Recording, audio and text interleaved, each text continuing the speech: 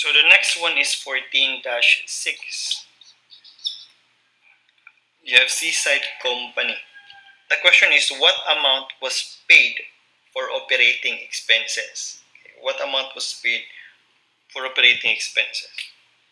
So you're given with information regarding depreciation, insurance, salaries. These are the amounts charged to expense, not necessarily the same as the amount paid. Then you have here the two accounts, prepaid insurance and accrued salaries payable. So though they involve two accounts or multiple accounts, okay, the way you solve them, you treat them separately. So that's why I classified them under the T account classification. So for prepaid insurance, you have the beginning balance. It's an asset, so debit 200,000. Oh, sorry. This is the common mistake, by the way, or this is the common mistake I commit. I tend to exchange the beginning and ending balance because of the way the problem is presented. So sometimes the ending balance would be given first and later the beginning balance. So please be mindful of the problem. So the beginning balance here under January 1, you have 150,000 and ending balance is 200,000. Then you have the operating expenses charged for the year for insurance is 700,000. So you think, what would be the journal entry for the expense? So looking at it that it has a beginning balance, that means this is a prepayment using the asset method. So the only time you will recognize expense is during adjustment. So what would be the entry? Debit expense, credit prepaid insurance, or debit insurance expense, credit prepaid insurance. So the 700,000 charged expense would be placed here on credit, because if you'll notice, the prepaid insurance account is written on the credit side. Okay, so the cash payment for the insurance or the prepaid insurance would be on the debit side, because if you will think of it,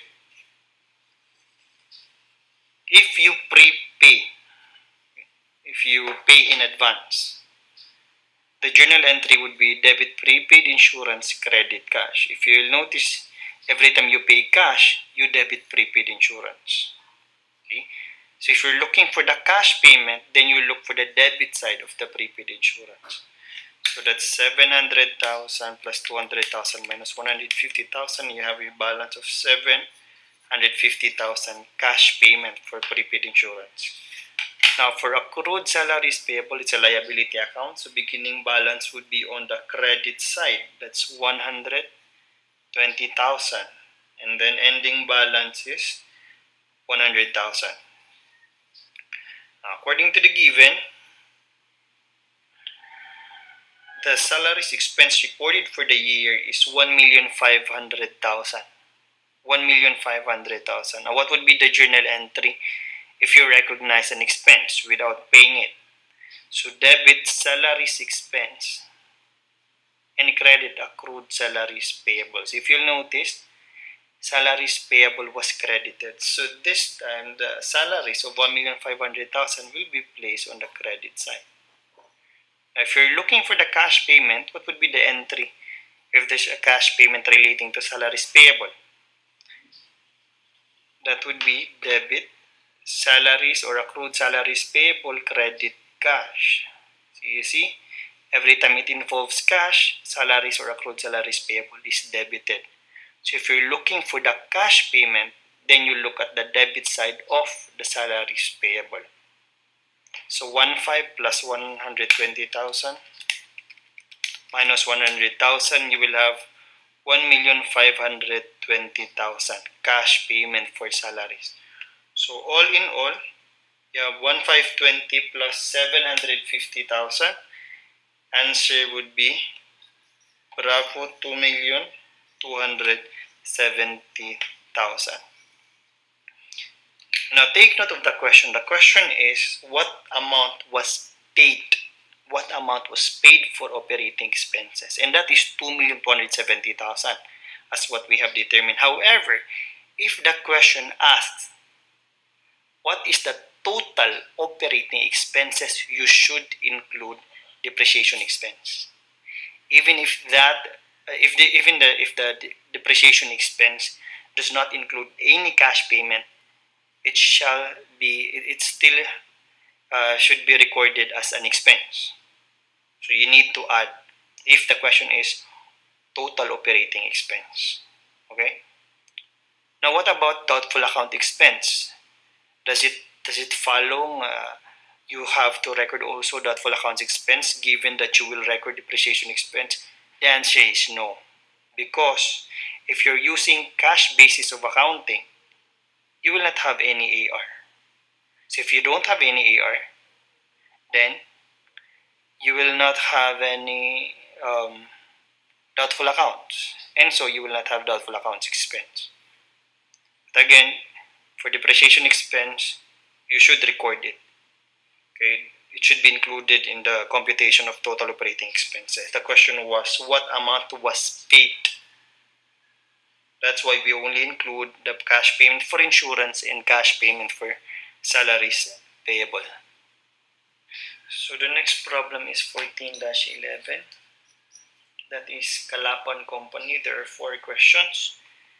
We start with number 1. Question number 1, under accrual, what is the amount of gross sales? So if we talk about sales, we look at AR account. So you put the given data, that's beginning balance 1.2 million, ending balance 1,350,000. Then you have a write-off of 100,000. It's written on the credit side, because when you write off an accounts receivable, you debit ADA, credit AR, for allowance method. For direct method, you debit expense, credit AR. The point is, AR is credited every time there is write-off. That's why it's on the credit side. Then sales return amounting to 250,000. However, out of 250,000, 50,000 was paid to customers.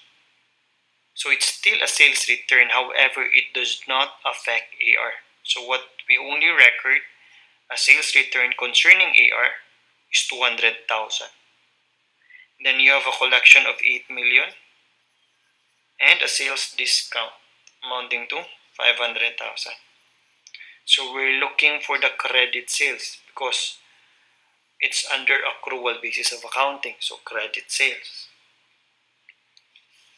So compute for the missing amount. That's 100,000 plus 200,000 plus 8 million plus 500,000 plus 1,350,000 minus 1.2 million. That will give us 8,950,000, and that is letter B.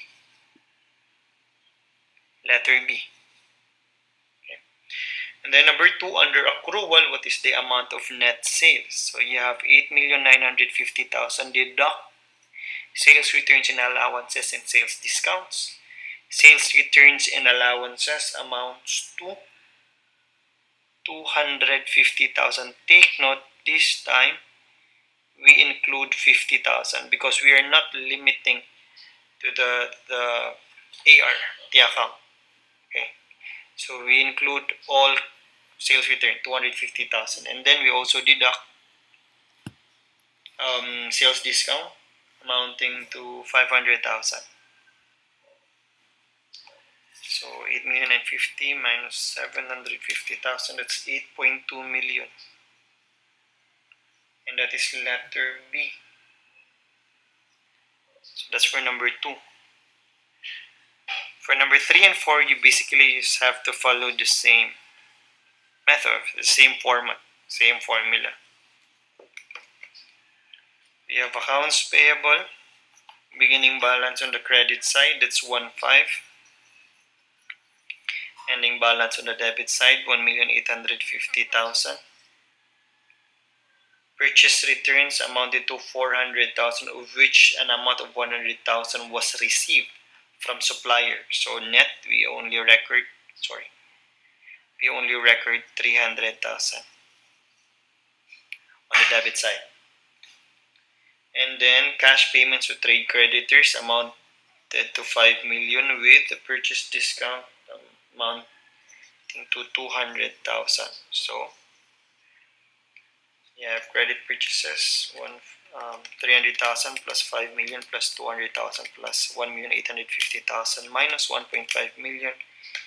We get 5,850,000. That is letter A. Then for the net purchases, we just start with this, less the purchase returns, 400,000, again the full amount, and purchase discounts, 200,000. So 5,850,000 minus 600,000, that will leave you 5,250,000. That's letter A.